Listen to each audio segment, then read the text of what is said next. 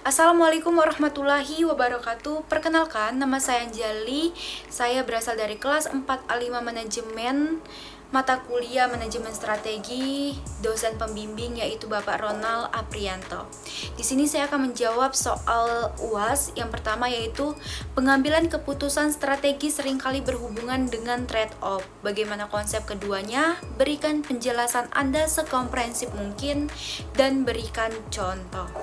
Di sini saya akan menjawab, setiap hari individu dan organisasi dihadapkan pada pengambilan keputusan yang melibatkan berbagai pilihan.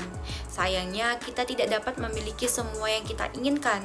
Sekaligus, selalu ada sesuatu yang perlu dikorbankan saat kita membuat pilihan. Memahami apa saja konsekuensinya dan bagaimana cara mengevaluasinya akan membantu kita membuat keputusan yang tepat, sehingga menghasilkan alokasi sumber daya yang langka secara optimal, baik pada tingkat personal maupun sosial. Trade-off adalah situasi yang mengharuskan seseorang untuk membuat keputusan terhadap dua atau lebih dari keputusan tersebut. Ia harus mengorbankan atau kehilangan salah satunya dengan alasan tertentu. Misalnya, ketika mereka harus memutuskan untuk bekerja sesuai passion atau bekerja berdasarkan tingkat pendidikan atau keterampilan yang dimiliki. Begitu juga dengan perusahaan yang sering menghadapi keterbatasan dalam proses produksi. Ketika menginginkan jumlah produksi yang banyak, maka perusahaan harus rela membayar pekerja jauh lebih banyak juga. Dengan begitu, situasi trade-off mengajarkan kita untuk bersikap bijak. Kita harus pandai menganalisis kesempatan dan menentukan pilihan yang tepat dan lebih menguntungkan.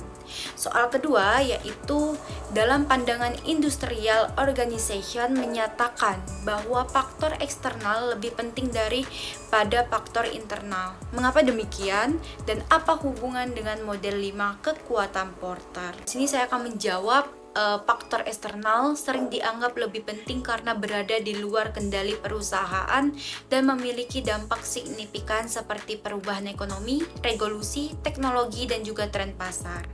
Model 5 kekuatan Porter membantu memahami bagaimana faktor eksternal mempengaruhi industri melalui 5 aspek utama.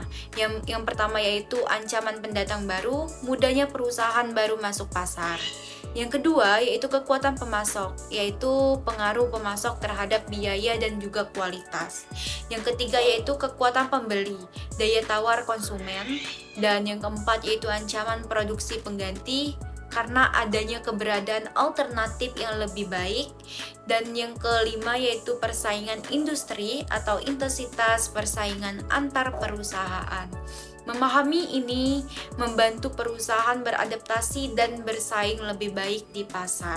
Lanjut soal yang ketiga yaitu Michael Porter membangun konsep generik strategi untuk memperoleh keunggulan bersaing. Menurut Anda, strategi apa yang dipakai oleh Apple dalam membangun produk? Mengapa strategi tersebut cocok untuk diterapkan? Di sini saya akan menjawab soal nomor 3. Yang pertama yaitu karena fokus pada nilai keunikan dibandingkan dengan harga. Apple tidak pernah terjebak dalam persaingan harga.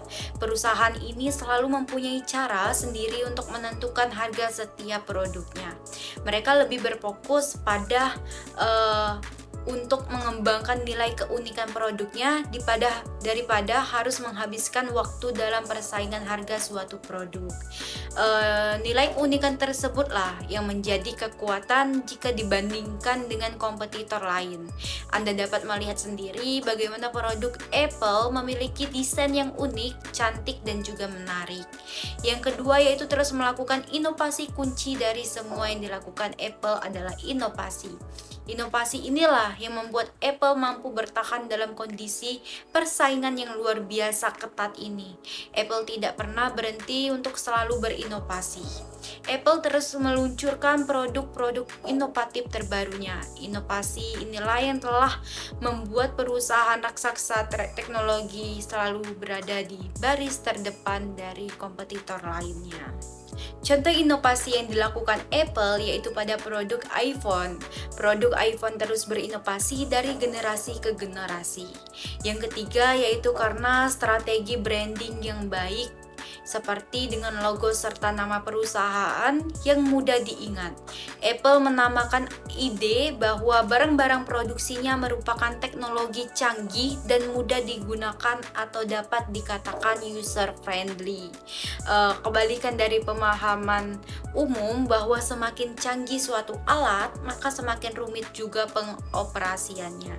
Dengan begitu, terbukti bahwa Apple memang memiliki strategi branding yang baik dengan selalu berkomitmen untuk menciptakan solusi dari setiap permasalahan yang dimiliki oleh target pasarnya.